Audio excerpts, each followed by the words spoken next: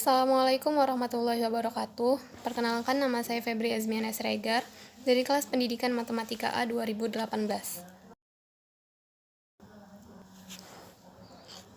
Nah, di sini saya akan mempresentasikan mengenai 10 contoh permasalahan di mana nantinya permasalahan ini akan kita buat ke dalam bentuk algoritma. Nah, adapun 10 contoh permasalahan tersebut ialah yang pertama itu mengenai akses data langsung. Kita akan membuatnya ke dalam bentuk algoritma terkait permasalahan mencari nomor telepon seseorang.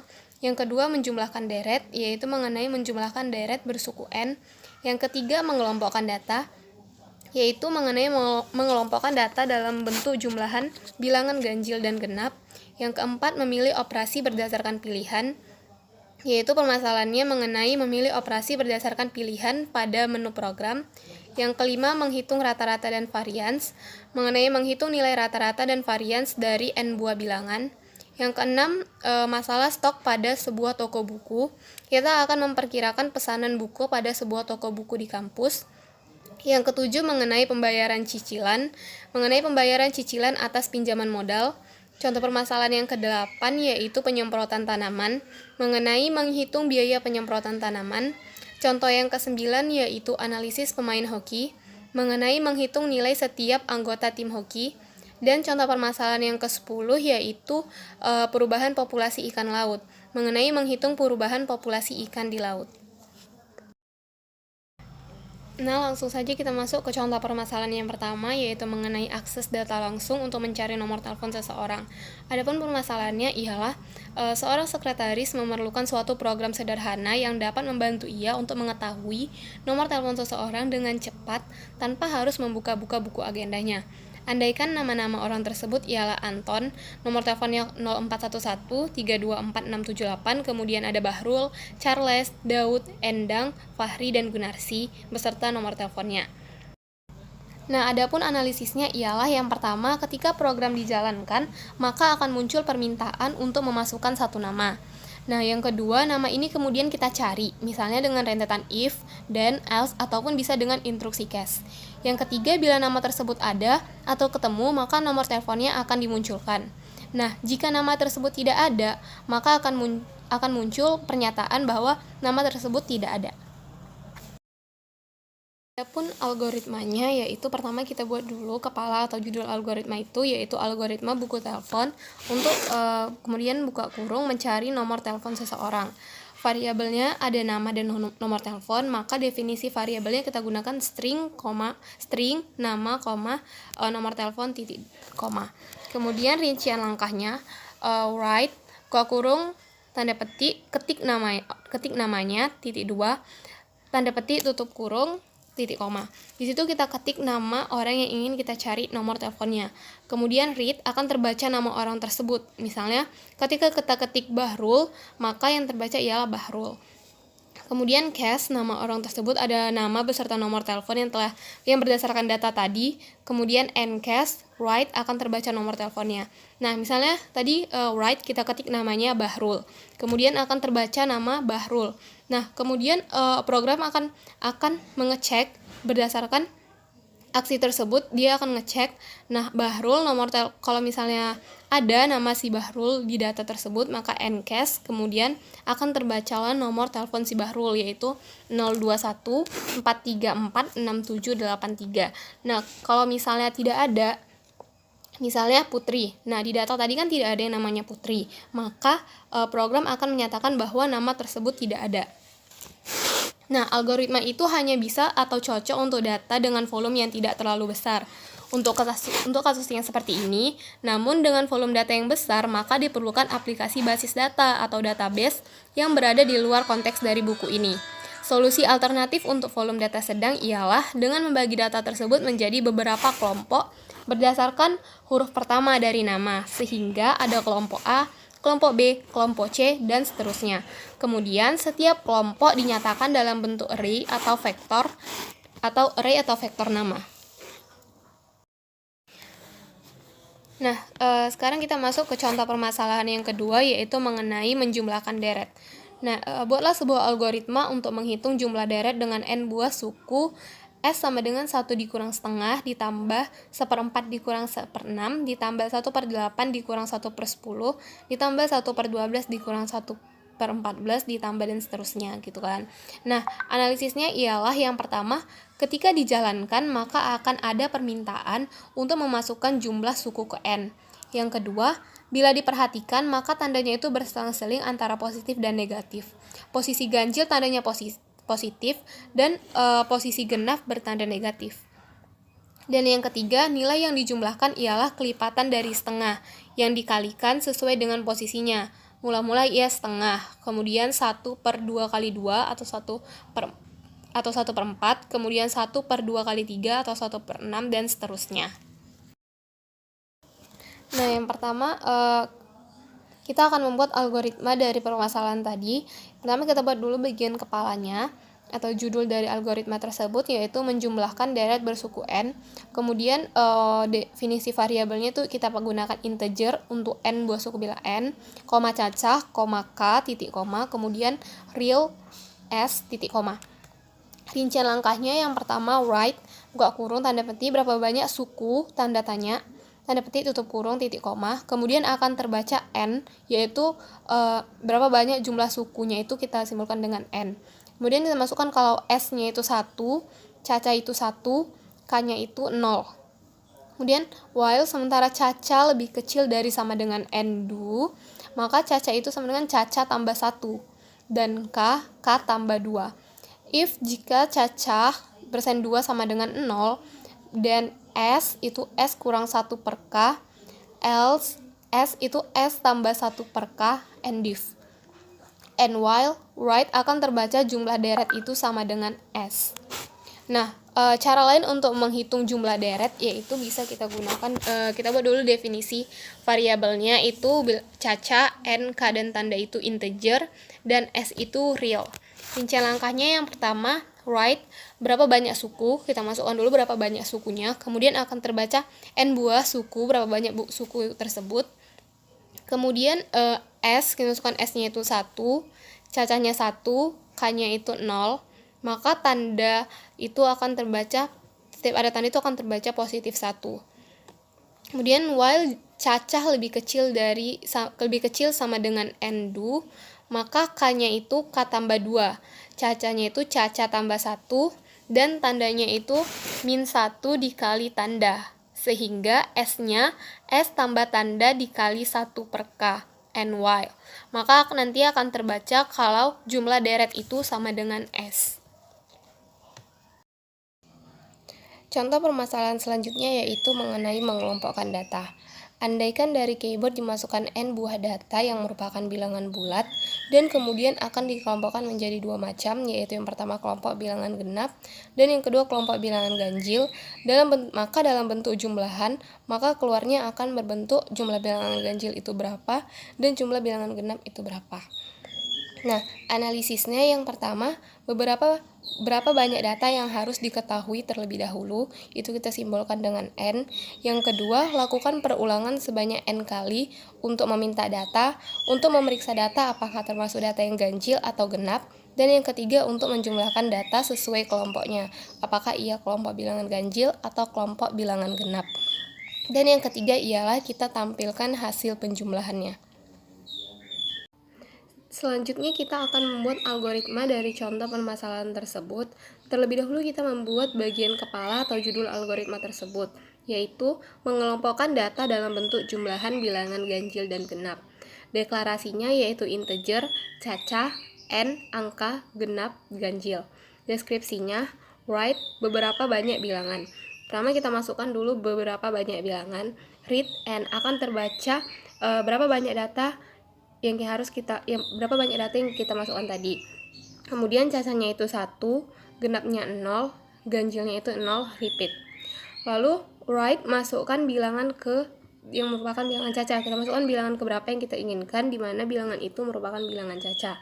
Kemudian read akan terbaca angka. Misalnya ketika kita masukkan bilangan ke-5 dan bilangan ke-5 itu misalnya 9, maka akan terbaca angkanya itu 9. Nah, jika angka dibagi 2 bersisa 0, dan genap tambah angka. Maka jika dia bilangan genap, yaitu genap tambah angka, S ganjil ditambah angka, and div. Nah, cacanya itu sama dengan caca tambah 1. Nah, until caca lebih besar dari n, write maka jumlah bilangan ganjil sama dengan ganjil, dan write jumlah bilangan genap sama dengan genap. Selanjutnya kita masuk ke contoh permasalahan yang keempat mengenai memilih operasi berdasarkan pilihan. Andaikan operasi terhadap dua bilangan dapat dipilih melalui satu menu, pilihlah operasi yang kita inginkan. Ada penjumlahan, pengurangan, pembagian, perkalian, dan jenis operasinya apa. Lalu kita masukkan angka yang pertama dan masukkan angka yang kedua, maka akan muncul hasilnya. Kalau masih mau mencoba, kita bisa memilih Y, dan jika kita tidak lagi mau mencoba, bisa kita pilih T. Apabila jawaban untuk mencoba ulang adalah Y, maka menu operasi di atas akan dimunculkan kembali, dan proses yang sama berulang hingga jawaban pengguna program adalah T. Nah, dari permasalahan tersebut kita akan membuat algoritmanya, dimulai dari bagian kepala yaitu algoritma menu program, memilih operasi berdasarkan pilihan pada menu program. Deklarasinya real angka pertama, angka kedua, dan hasil, kemudian char, pilihan, dan ulang. Deskripsinya kalau kita ingin memilih ulang, maka kita masukkan Y, while ulang sama dengan Y, ulang sama dengan Y do. Ketika kita memilih ulang, maka akan dilakukanlah proses untuk mengulangnya. Write, pilih operasi yang diinginkan. Write penjumlahan, pengurangan, pembagian dan perkalian, dan write jenis operasi. Maka akan read pilihan. Nah, jadi kita masukkan kita bisa memilih salah satu pilihannya. Misalnya ketika kita write penjumlahan, maka akan terbaca pilihannya yaitu penjumlahan. Kita bisa memilih operasi apa yang kita inginkan. Ada penjumlahan, pengurangan, perkalian, atau pembagian, ataupun yang lainnya. Lalu write masukkan angka pertama, maka read angka pertama. Write masukkan angka kedua, read maka akan terbaca angka yang kedua. Kemudian cast pilihan, kalau kita memilih penjumlahan, maka hasilnya itu angka pertama ditambah angka kedua. Kalau kita memilih pengurangan, maka hasilnya itu angka pertama dikurang angka kedua. Kalau kita memilih pembagian, jika angka kedua itu sama dengan 0, maka write hasilnya tak berhingga. Else hasilnya itu angka pertama dibagi angka kedua, and div. Dan kalau kita memilih operasi perkalian, hasilnya yaitu angka pertama dikali angka kedua. Default, write pilihan operasi salah. Selain dari yang di situ, pilihan operasi tersebut salah, maka hasilnya itu sama dengan 0.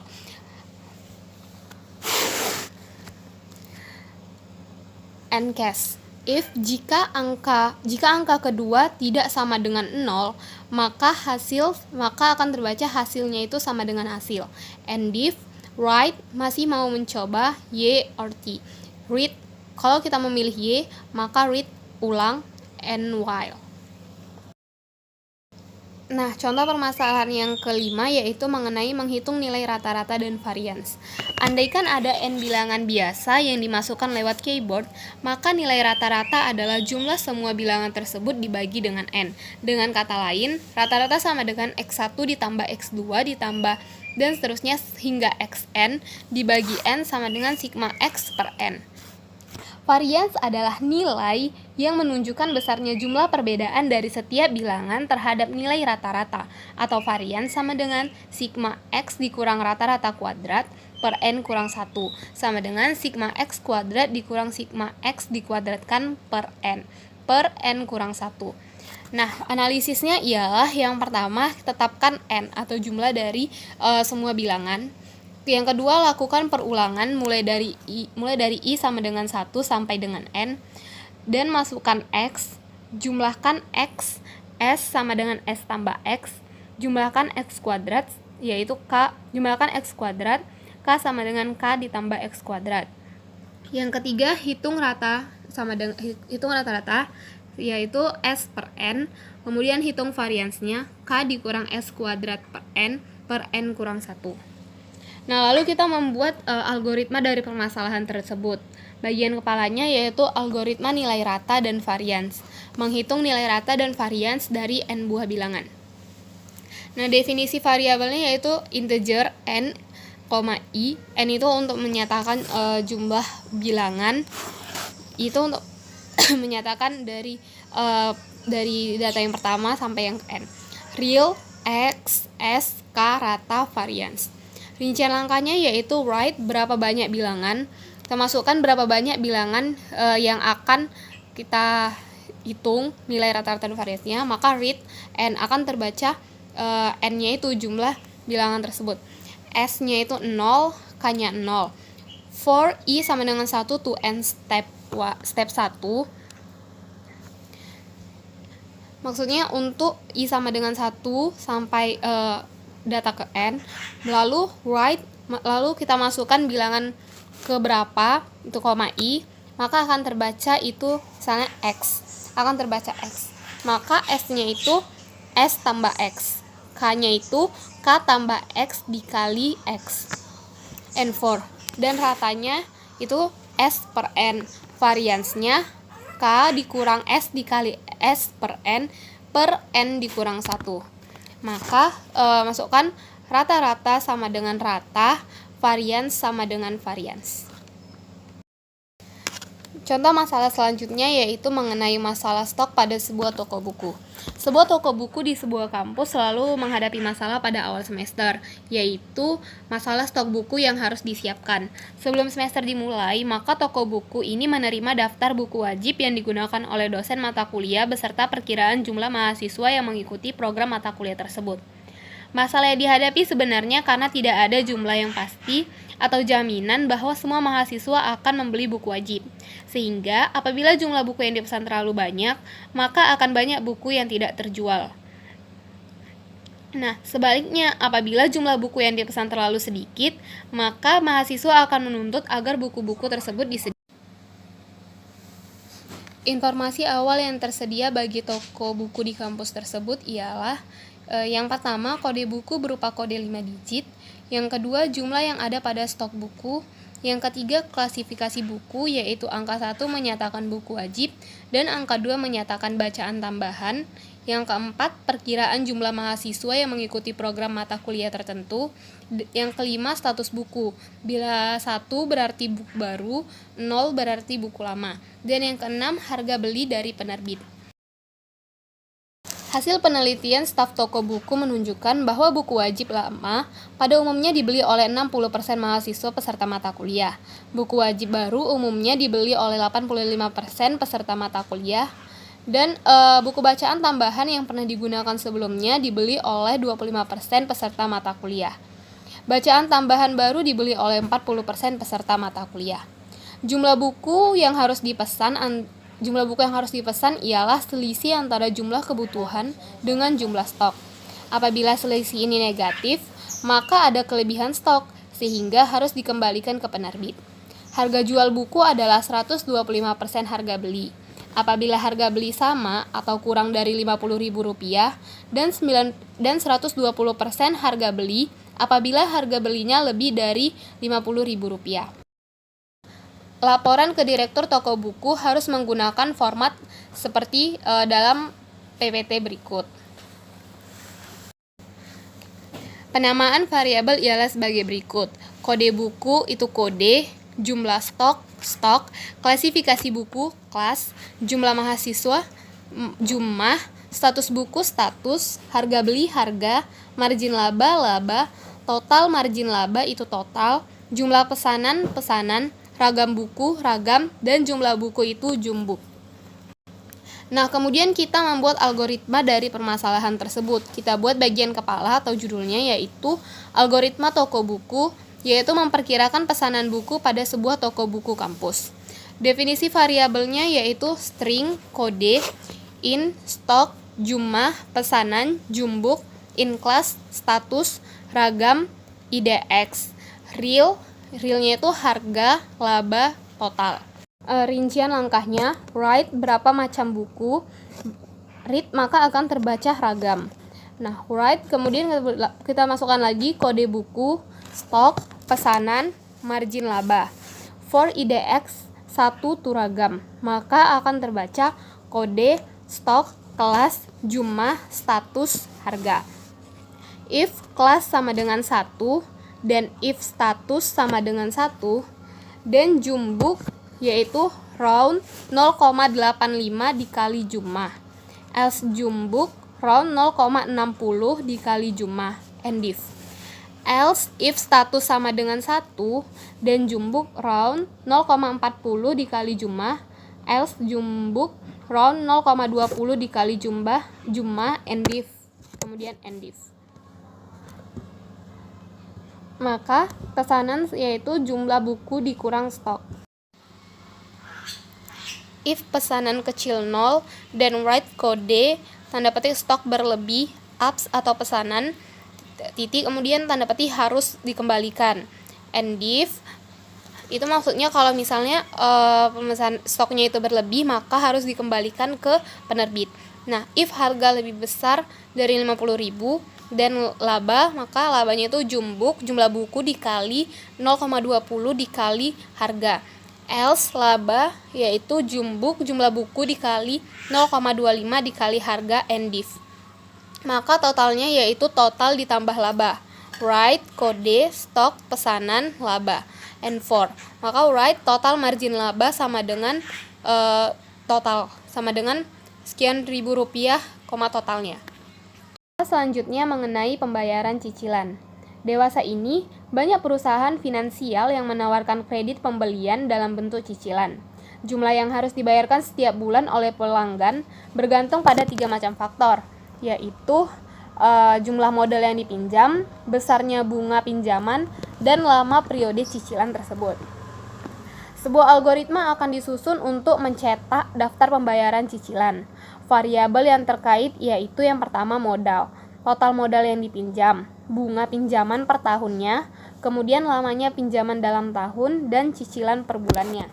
Nah, untuk menghitung besarnya cicilan dapat kita gunakan rumus cicilan, yaitu cicilan sama dengan modal dikali bunga ditambah 1 pangkat N, atau N itu lamanya, per bunga ditambah 1 pangkat N kurang 1, di mana bunga dihitung per bulan sehingga bunga sama bunganya itu bunga per 12 karena 1 tahun itu kan 12 bulan, dan N ialah lamanya peminjaman dalam bulan sehingga N sama dengan lama dikali 12.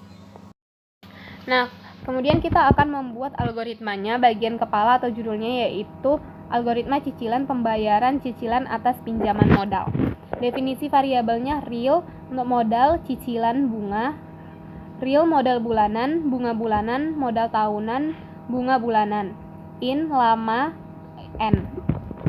Nah, rincian langkahnya yaitu memasukkan data utama. Write masukkan modal yang akan dipinjam. Read modal. Kita masukkan berapa modal yang akan kita pinjam, maka akan terbaca modalnya. Write masukkan bunga pinjaman per tahun. Read akan terbaca bunganya.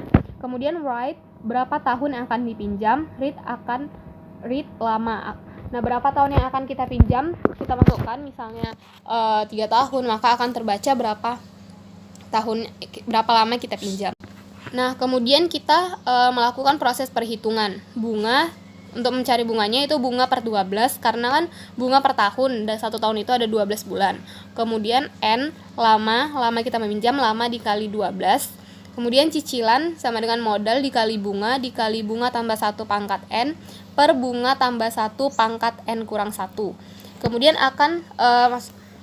kemudian write pembayaran cicilan setiap bulan sama dengan Rp1.000, cicilan. Nah, setelah kita melakukan perhitungan, kemudian kita membuat daftar pembayaran. Write tahun, bulan, modal terbayar, dan bunga terbayar. For tahun sama dengan 1, itu lama. Bunga tahunan yaitu 0,0, modal tahunan 0,0. For bulan sama dengan 1 to 12. Bunga bulanan yaitu bunga dikali modal. Modal bulanan yaitu cicilan dikurang bunga bulanan. Bunga tahunan yaitu bunga tahunan ditambah bunga bulanan. Mencari modal tahunan sama dengan modal tahunan ditambah modal bulanan. Write tahun, bulan, modal bulanan, bunga bulanan, dan bunga bulanan. Modal sama dengan modal dikurang modal bulanan N4. Right akhir tahun, tahun. Right modal terbayar sama dengan modal tahunan dan bunga terbayar sama dengan bunga tahunan. Right sisa utang modal sama dengan modal lalu N4. Contoh permasalahan berikutnya yaitu mengenai penyemprotan tanaman. Sebuah perusahaan agribisnis memiliki pesawat-pesawat kecil yang disewakan untuk melakukan penyemprotan terhadap tanaman pada areal perkebunan yang luas. Biaya sewa yang dikenakan yaitu yang pertama, untuk tipe pertama, penyemprotan rumput atau alang-alang, biayanya yaitu Rp250.000 per hektarnya. Tipe kedua, penyemprotan hama belalang yaitu Rp500.000 per hektarnya. Tipe ketiga, penyemprotan kutu, hama wereng, dan sebagainya Rp750.000 per hektar. Dan tipe keempat, penyemprotan segala jenis hama dan segala macam rumput, yaitu Rp1.250.000 per hektarnya. Apabila luas areal yang akan disemprot lebih dari 100 hektar, maka petani tersebut akan memperoleh diskon sebesar 10%. Di samping itu, apabila total pembayaran di atas 150 juta, maka dari kelebihan pembayaran itu akan menerima potongan 10%. Data yang diterima perusahaan ialah nama petani, luas lahan, dan tipe penyemprotan. Beberapa petani juga boleh berkelompok, namun diwakili oleh satu petani saja. Dari permasalahan tersebut, kita akan membuat algoritmanya. Terlebih dahulu membuat bagian kepala atau judul algoritma, yaitu algoritma penyemprotan, algoritma penyemprotan, kemudian menghitung biaya penyemprotan tanaman. Deklarasinya string nama, real luas, int tipe, real biaya, potongan pertama, potongan 2, dan jumpot. Jumpot itu yaitu jumlah potongan. Deskripsinya memasukkan data petani. Write memasukkan data petani, write nama petani. Kita masukkan data petani dan memasukkan nama dari petani tersebut. Read nama, maka akan terbaca nama petani tersebut. Kemudian write masukkan lagi luas lahan, read luas, akan terbaca luas lahannya. Setelah itu write tipe penyemprotan, masukkan lagi tipe penyemprotan apa yang diinginkannya, read tipe, akan terbaca tipenya. Setelah itu kita menghitung biayanya, case tipe of. Nah, tipe pertama 1, biaya yaitu luas dikali Rp250.000. Yang kedua, biaya yaitu luas dikali Rp500.000. Yang ketiga, biaya yaitu luas dikali Rp750.000. 4, biaya luas dikali Rp1.250.000. Default write tipe penyemprotan salah ulangi. Kemudian exit. Nah, jika kita masukkan tipe penyemprotan selain dari keempat tipe tersebut, maka akan muncul pernyataan tipe penyemprotan salah ulangi. Kemudian exit dan encase. Lalu kita menghitung potongannya. If luas lebih besar dari 100, jika luasnya itu lebih besar dari 100, dan potongan pertama yaitu 0,1 dikali biaya. Else potongan pertama sama dengan 0,0. And if, maka biayanya sama dengan biaya dikurang potongan pertama. Nah, lalu if biaya lebih besar dari 150 juta, maka dan potongan 2 sama dengan 0,1 dikali biaya dikurang 150 juta rupiah. Else potongan 2 sama dengan 0,0. And if, maka biaya sama dengan biaya dikurang potongan kedua. Maka jumpot atau jumlah potongan yaitu sama dengan potongan pertama ditambah potongan kedua.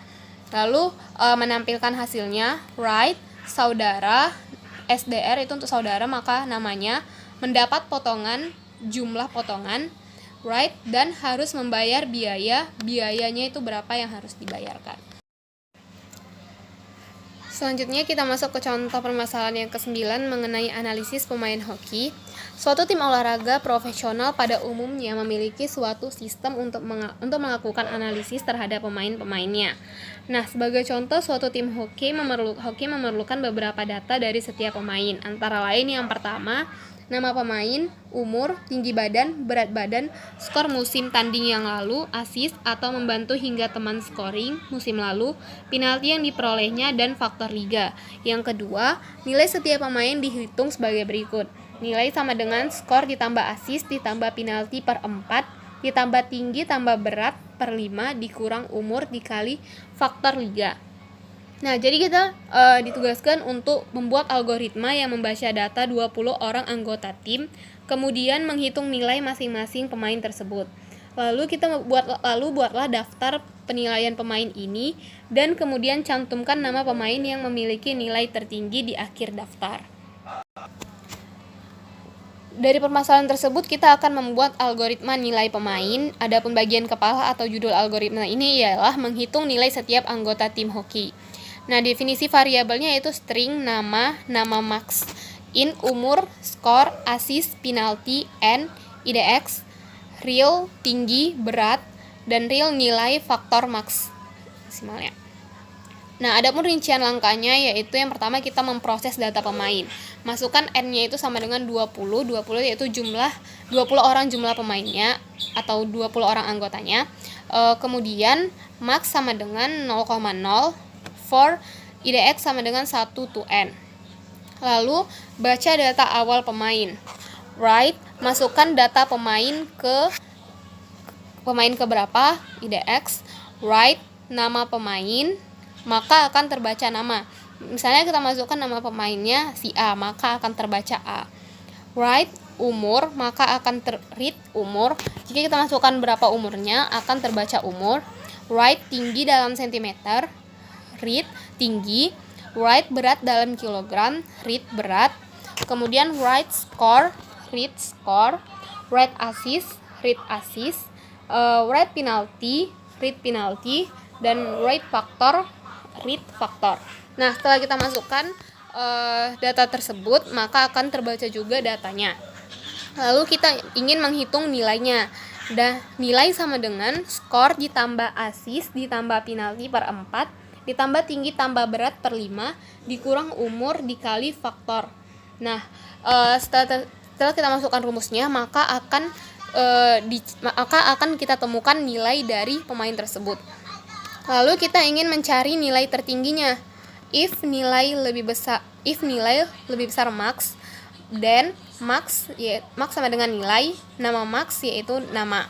And if write, masukkan nama, umur, tinggi, berat, skor, assist, penalti, faktor, lalu n4.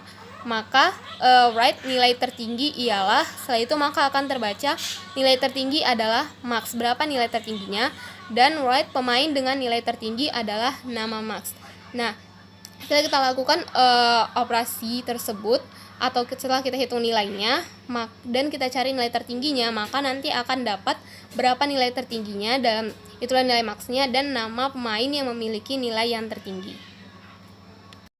Nah, sekarang kita masuk ke contoh permasalahan yang ke-10 mengenai perubahan populasi ikan laut.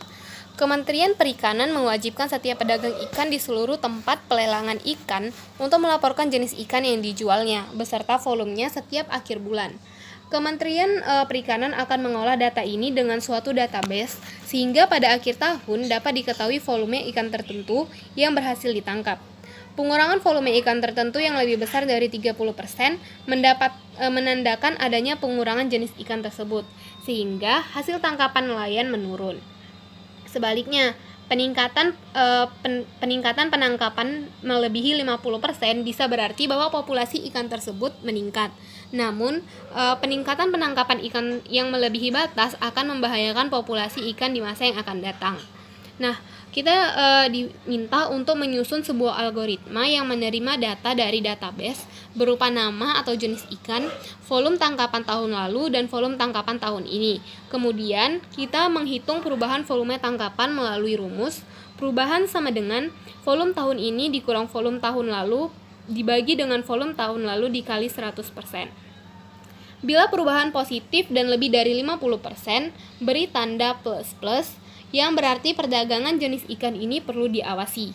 Dan apabila perubahan negatif lebih dari 30%, maka beri tanda seru dua kali, yang berarti perlu adanya penambahan bibit ikan jenis ini agar populasinya bisa meningkat. Kita membuat algoritma populasi ikan. Yang pertama kita buat dulu judul dari algoritma ini, yaitu menghitung perubahan populasi ikan. Deklarasinya string untuk nama ikan, in volume tahun ini, volume tahun lalu, real untuk perubahan, in, n, idx. Deskripsinya andaikan ada 50 macam ikan yang diawasi, maka N sama masukkan N itu 50, IDX-nya itu 1. While IDX N2, jika IDX mulai dari N2, lalu write, masukkan data ikan ke IDX. Kita masukkan data ikan yang keberapa, read, maka akan terbaca nama ikan, volume tahun ini, dan volume tahun lalu. Nah, lalu kita menghitung perubahan volumenya. Perubahannya sama dengan volume tahun ini dikurang volume tahun lalu dibagi dengan volume tahun lalu. If perubahan lebih dari 0,5, jika perubahannya lebih dari 0,5, then write, maka masukkan IDX, nama ikan, perubahan dikali 100, kemudian tanda tambah 2 kali, karena bila perubahan positif dan lebih dari 50%, maka kita beri tanda tambah 2 kali atau plus. Else if min 1 dikali perubahan dikali 0,3, then write, jika perubahannya itu lebih besar dari 0,3, jika perubahannya negatif lebih dari 0,3 atau 30%, maka kita buat IDX, nama ikan, perubahan dikali 100, dan kita beri tanda seru 2 kali. Else write IDX, nama ikan, perubahan dikali 100, and div. Lalu kita endifkan, IDX sama IDX-nya yaitu IDX ditambah 1, lalu and while. Demikianlah presentasi dan penjelasan saya mengenai 10 contoh permasalahan. Apabila terdapat kesalahan, baik dari segi penyajian maupun kata-kata, saya mohon maaf. Assalamualaikum warahmatullahi wabarakatuh.